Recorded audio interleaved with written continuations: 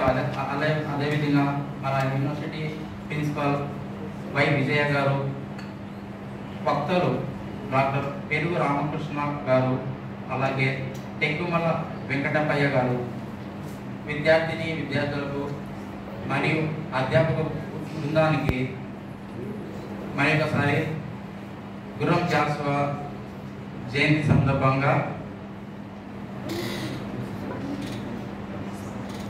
ఆహ్వానిస్తున్నాం. ముఖ్యంగా ఈ యొక్క సమకాలీన కవిత్వం సామాజిక ప్రయోజనం అనే కార్యక్రమానికి నిర్వహించడానికి ప్రధాన కారణము మనకి ఇన్స్పిరేషన్ మన ఆనరబుల్ వైస్ ఛాన్సలర్ గారు. సార్ గారు వచ్చిన ఒక అంటే డిపార్ట్మెంట్ ఆఫ్ తెలుగులో ఒక మంత్లోనే మనము 3 సదస్సులు నిర్వహించుకున్నాం. ఇది ప్రధాన కారణం ఏమంటే సార్ యొక్క ఇన్స్పిరేషన్.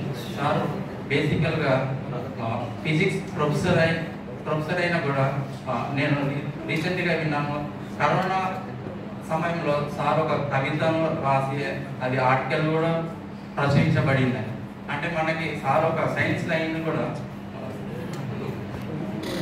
తెలుగులో కావ్యాలను రచించి అదేవిధంగా మనందరికీ ప్రోత్సాహంగా ఉన్నాడు. అదేవిధంగా ఈ యొక్క సభను నిర్వహిస్తామంటే ఇమీడియట్గా సార్ మనకి బడ్జెట్ అలర్ట్ చేశారు.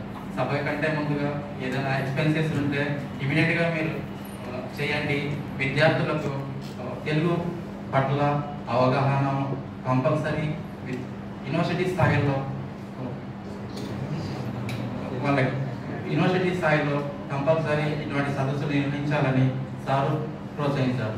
అదేవిధంగా ఈరోజు జాషువా రచనలు కవిత్వము సమకాలీన ప్రయోజనం అనేది విద్యార్థులకు ఎంతగానో ఉపయోగపడుతుంది.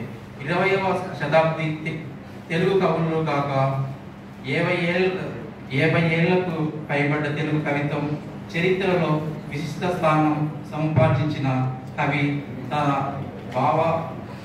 భావబలంతోనూ కవిత్వ దారులతోనూ సంస్కారయుతమైన పద ప్రయోగంతోనూ సౌష్ఠవ పద్య శిల్పంతోనూ మహాకవులు సరసన నిలబడగలిగినారు.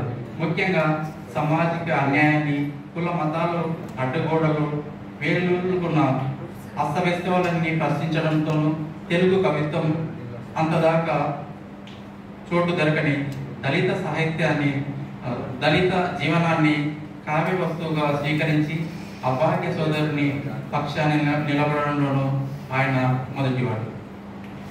ఈ యొక్క సదస్సు యొక్క ముఖ్య ఉద్దేశం సమకాలీన కవిత్వం, సామాజిక ప్రయోజనం. ముఖ్యంగా మనకు ఉన్నటువంటి వక్తలు దీని గురించి విపులంగా వివరిస్తారు. Thank you sir for